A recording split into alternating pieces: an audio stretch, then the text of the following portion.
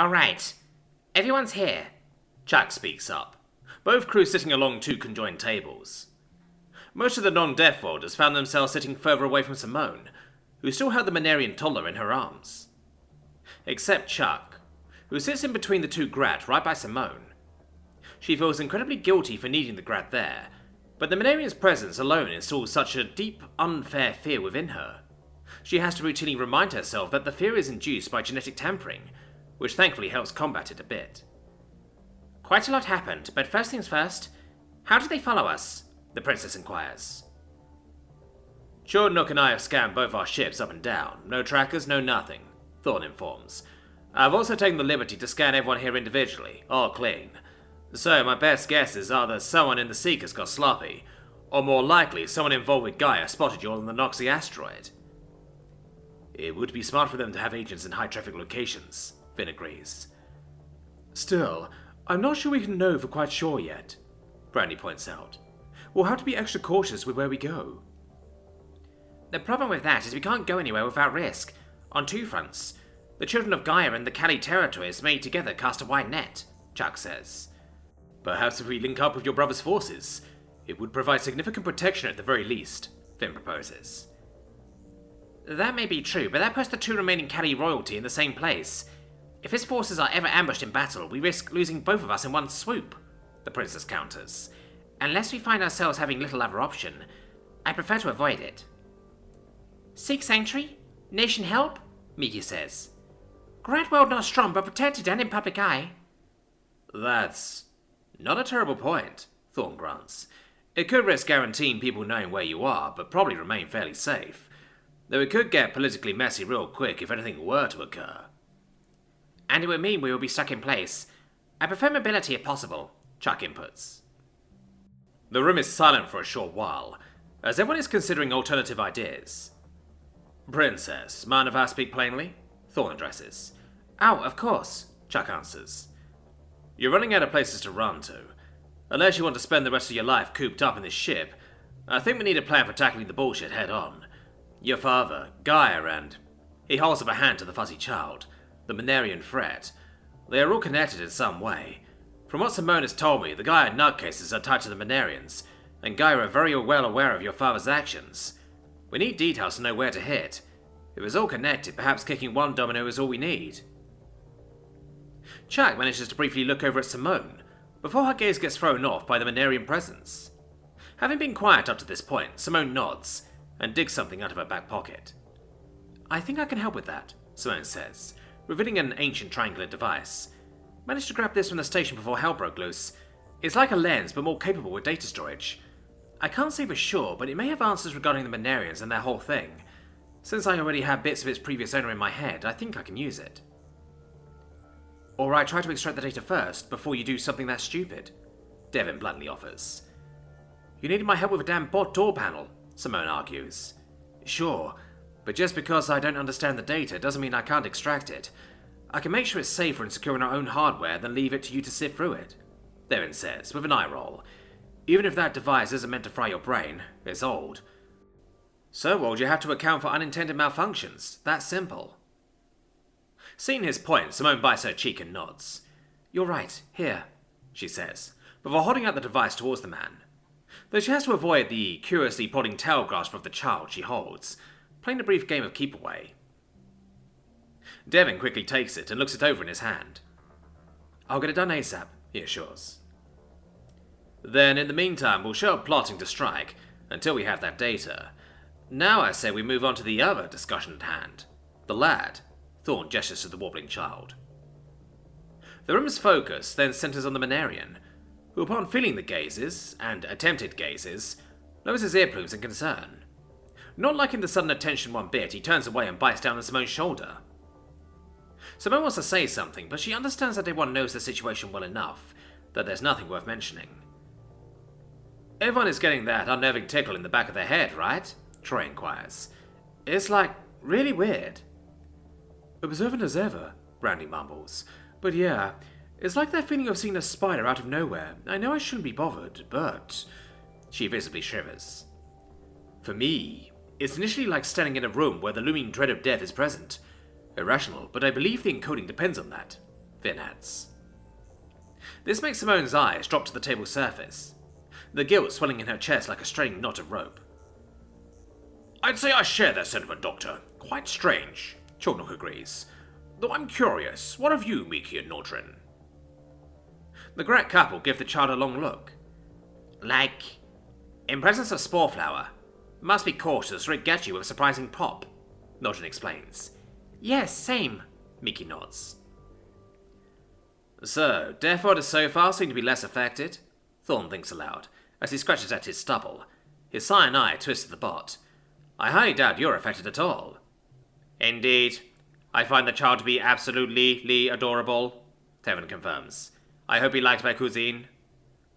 Well, unless the majority of the Quibtech crew want to deal with the encoding all day every day, I'll extend the offer to house him in our ship, Thorn puts out. Oh yeah, of course anyone can visit at any time, Brady adds a little too quickly. They've already discussed this, Simone internally realizes, not all that surprised. Maybe that would be best though. The encoding isn't his fault, and my family shouldn't have to live in constant paranoia that they can't help either. It's a fair compromise. However, her thoughts then dwell on the future. If they somehow actually manage to come out of this in one piece, then what? Living the rest of her life with Chuck would be torture for the Callie if Simone took in the Monarian. So, although it starts to tear her heart to shreds, in the end she has to pick one. Best if she makes that decision now, as to face the hurt now rather than later. That won't be necessary, but we appreciate the consideration, Chuck chirps, causing Simone to look up from the table. The Callie directs her attention to the crew down the connected tables. The encoding may be troublesome, but that's exactly why this child will need all the support we can provide. He would already be so alone in this galaxy, who are we to push him away too? He's innocent in all this and needs our help. That's all that matters. Is everyone in agreement? Chuck says. Simone eyes the rest of the crew. Ha! Without a doubt. The encoding is nothing compared to the horrors I've seen in my service. Nothing I can't handle, Chognop proclaims with gusto. Indeed. In fact, I'd argue it's vital he remains on this ship. I suspect that simple and gradual exposure therapy may be the best solution to nullifying the instinctual effects the encoding presents. Using our rational minds, I certainly will be overcome, Ben agrees. We need more sit, baby. We need stuff like Simone, Miki squeals, shooting up in a standing position. Babysit, yes. Nodgen agrees with an amused chuckle. Chart then turns to look at Simone, who meets her gaze. Then it's settled, the Callie speaks with a countenance that exudes knowing comfort. SJ officially has a brother. Hearing their name brought up, the onward Tav peeks out from behind their Callie parents' back. Having been hiding up to this point, they look at the Monarian's back and tilt their head curiously. Wiping her dampening eyes with her sleeve, Simone shudders out breath that she doesn't realize she has been holding tightly to. Sweet, what you gonna name him? Troy outbursts. Taken a bit by surprise, Simone clears her throat and pets the back of the child's head. She stammers in thought. Does the lad not already have one? Chornock inquires. Seems old enough for that to be the case. Furrowing her brow, Simone tilts her head back to get a better look at the kid's face, hoping for some sort of recognition to kick in. But other than her layered parental feelings, there's nothing. If he was given one, I don't know it, she admits. Maybe in the data I pull from the pods, Devin offers, as he pulls out a datapad and slices it to the redhead. Catching it, Simone turns on the screen and gives it her full attention. Alright, the only name I see is Heinza. Simone pauses to remember the dream vision of how Shar and Heinza met, but that is of the adult male that was next to him, his blood father. I don't think Monarians traditionally receive names till later in childhood. At least that's the feeling I get. Everything only refers to him as adolescent male. Oh, then perhaps we can name him after his father, Chak proposes. Maybe, Simone muttered, before feeling a background thought of absolute disgust. Okay, never mind. The Monarian bits in my head really don't like that idea. How about something rad like Drax or Maverick, Troy inputs. No, Simone shoots down. What if you're naming him after your old man? Thor says with a shrug. Not hating that idea, the redhead gives the kid's face another look. Robert, she whispers, trying it out. But it just doesn't fit right to her. Perfect middle name, she grunts. Any ideas, hun? She then directs at Chuck. Ow. I'm afraid not, the Callie answers honestly. Biting her inner cheek again, Simone contemplates through all the names that come to mind, and waits to see what fits this little guy's adorable face. Then, she finds it. Jamie, she says with a soft smile. At this, the Terran crew of the Blast Spunder all look to one another. That name strikes a chord with each to varying yet moving extents. I think, Brandy starts to say, matching the redhead's smile, that's a wonderful name. Excellent! We officially welcome Jamie Robert Thatch aboard the Cryptchap. Wahaha! Chucknock salutes. Simone bounces the child in her arm gently, causing his wings to flutter out slightly. Welcome, Jamie. I'll do my best, she promises in a tender whisper. I'll cook in celebration, Seven announces. Are you aware of the Monarian and diet? I'm pretty sure they're omnivorous. I had a vision of his mother enjoying something much like quiche, so that may be a good start. I'll have to check in with Dave to see if we can't work out his specific needs, Simone answers. Very well, the pod replies, as they wheel quickly into the kitchen. Anything else from the pod data since we're here? Devon inquires. Drawing her attention back to it, there was something Simone noticed that she wanted to get back to. Right, yeah, there's a basic log. It seems after the station was destroyed, there's a customarily placed protocol procedure. Every few hundred years or so, Heinze would be temporarily taken out of stasis to evaluate the situation. Damn, she says as she starts scrolling. Did he leave any messages in the logs? Chuck asked, rather intrigued. Simone shakes her head in the negative. Unfortunately, no. The system filled out the logs based on his input. Like most of these are translated to something like local emergency power level deemed sufficient by Guardian, continuation approved. But the last one...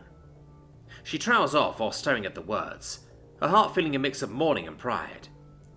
The powerful Heinze's pod ran out, Finn guesses. Instead of giving a direct answer, Simone reads the last log entry out loud. Local emergency power level deemed insufficient. Estimated 132 years remaining.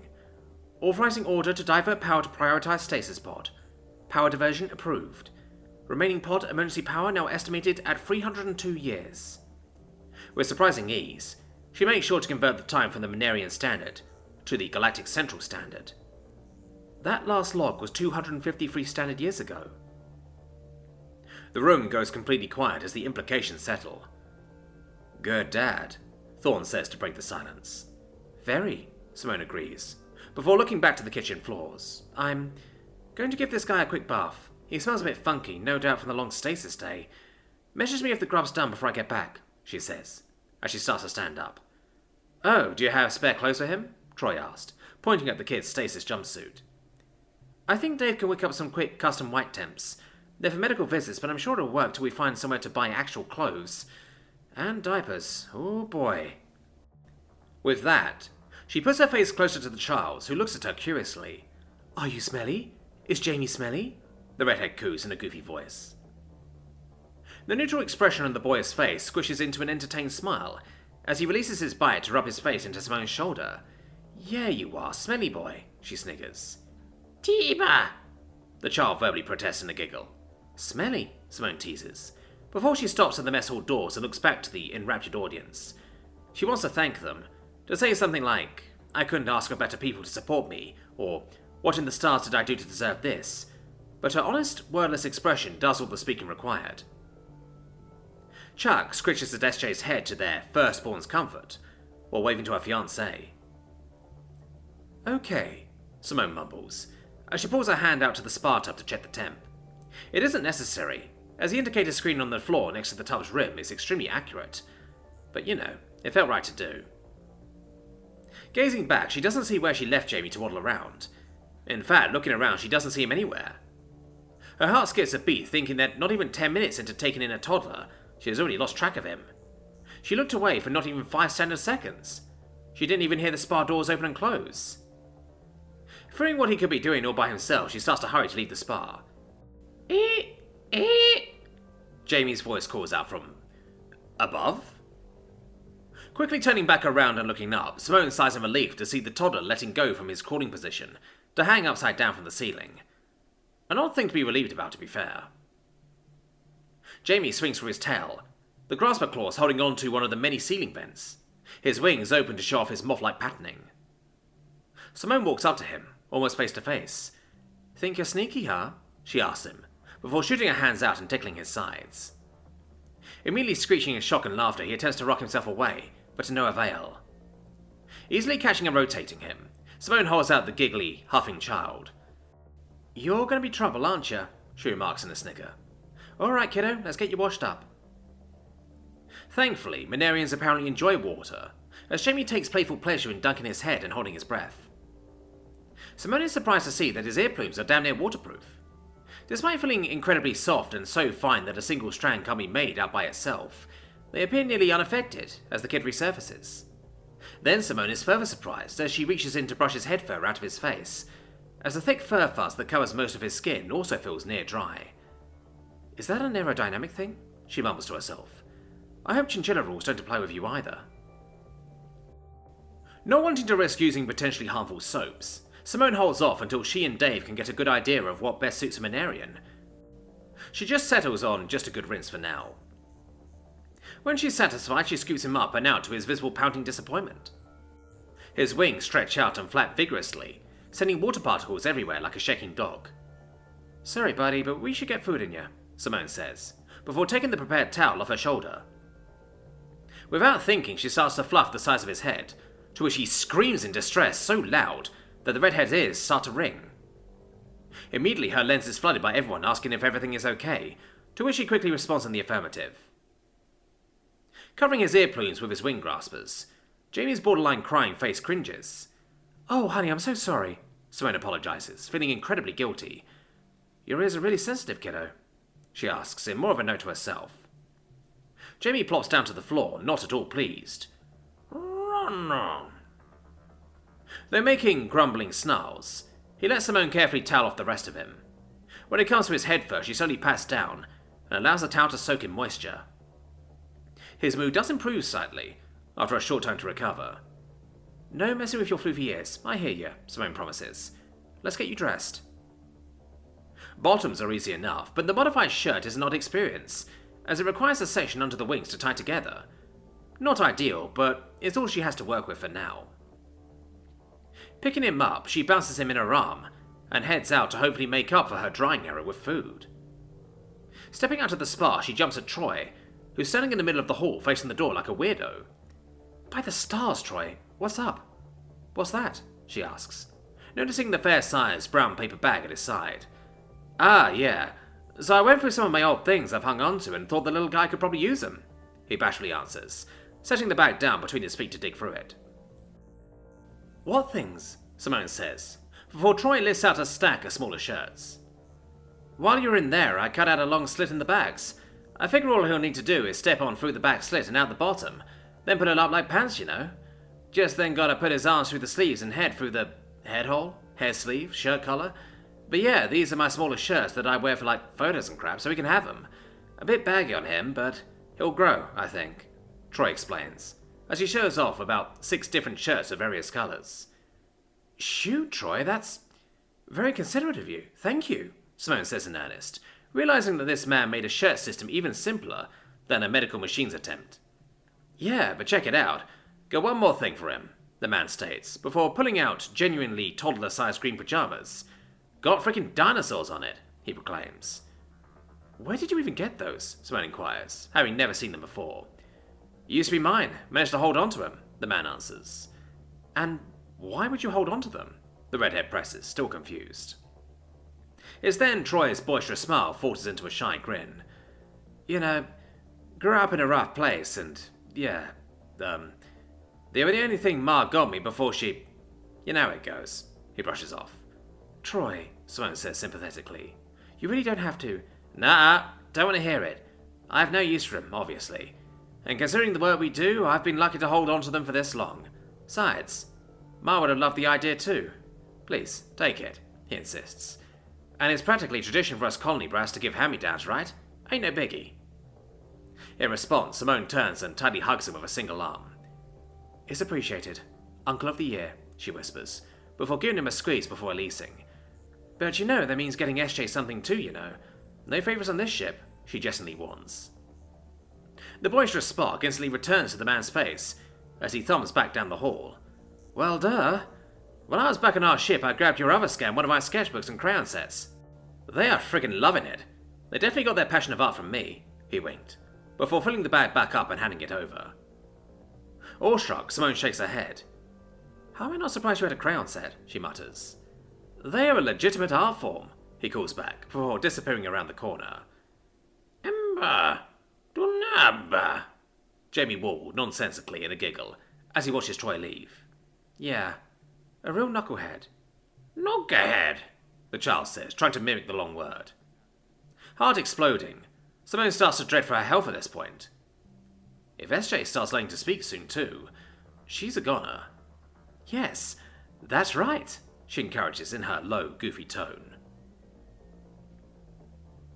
Dressed up in dinos and slit shirt, Jamie is carried back into the mess hall where everyone is now spread out and eating in scattered groups. Minding the others, Simone navigates to an empty table, and before she can sit down, Seven rolls up and places a pre-sliced cooled quiche down before her. Thanks, Seven, the redhead says, as she sets Jamie down on her knee. The child leans forward curiously, her tail reaching at the egg-based pie dish. Hold up, kiddo, Simone chuckles, as she quickly uses a fork to dig in and bring a measurable bite to Jamie's face. Clearly not familiar with using cutlery at his age, he bites down hard and scraps the cheesy egg free. Seven watches rather intently for a machine individual, as they keep a close focus on the little Monarian's reaction. In a surprising strike, Jamie's tail grasps a huge indiscriminate chunk of quiche. Bringing it closer to him, he uses his hands to tear free morsels to chive in his mouth. Simone sighs.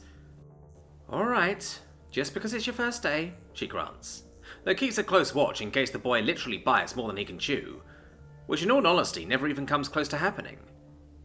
I am very pleased you enjoy it, Jamie, Seven says cheerfully. While gnawing on egg, the child looks up at Seven only briefly, before returning to his meal. You sure? I mean, Jamie and I could, Simone starts to offer, before Chuck gently cuts in. No. There are too many dangerous things in the armory for children to sleep in. I will be perfectly fine sleeping there until I am acclimated to Jamie's presence. SJ is fine spending the sleeping hours with Chuglook until the two are better introduced. Being very different young, developing species, we must be cautious with them. We can focus on that tomorrow. For now, Jamie should have a safe and comfortable place for him to sleep, she assures. Okay, just... Alright, sleep well too, Bo Peep. I'll miss you, the tone replies. I hope you sleep well too. Good night, Jamie. I'll be right next door, Chuck farewells, before fully stepping out and closing the door. Well, kiddo? Hope this change of pace is temporary, Simone mumbles, as she sets Jamie down on the other side of the bed as her. Jamie, seemingly very tired from the day, lays down on his face, facing away from Simone. She tries to see if he likes blankets, but at least in this instance, keeps dragging them back off with his tail. He becomes quiet, but just as Simone believes that he's dozing off, she notices the small Monarian trembling. You okay, honey? She asks. In response, Jamie wraps himself up with his wings like a fleshy cocoon, which only slightly muffles his following crying of screeches. Hey, what's wrong, sweetie? Come here, Simone whispers, as she sits herself up and carefully scoots the child back up in a comforting hold. But his crying just worsens, and he wraps his towel tightly around the wing cocoon. Simone listens carefully as she starts to pick up sloppy, childish Monarian words between screeches. Han, bear, Han, bear. He's crying for his mother and father. Holding him tighter, Simone doesn't quite know what to do. Now that all the excitement has come to an end, the only thing this poor boy can think about are his parents, which he's never going to see again. The tone allows him to screech his crying for a while, until something pops into her mind.